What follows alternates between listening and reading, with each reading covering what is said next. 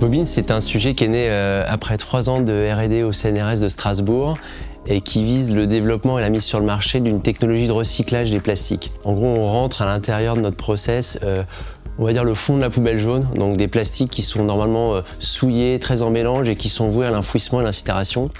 Et à l'autre bout du process, on va produire ce qu'on appelle des monomères, donc c'est les briques de base qui permettent de refaire du plastique neuf. Si on imagine que le plastique c'est un collier de perles, voilà, on va revenir à la perle qui permet de refaire un collier de perles tout à fait neuf avec les mêmes propriétés mécaniques et sanitaires qu'un collier fossile, on va dire. Donc on fait ça avec de l'induction, un chauffage par induction qui nécessite un enroulage de cuivre qu'on appelle une bobine, d'où le nom de la société. Notre technologie doit s'installer à côté de très grosses plateformes de pétrochimie. En France, on en a plusieurs. On a un bassin au Havre, on a Dunkerque, on a Fos et puis on a le bassin lyonnais.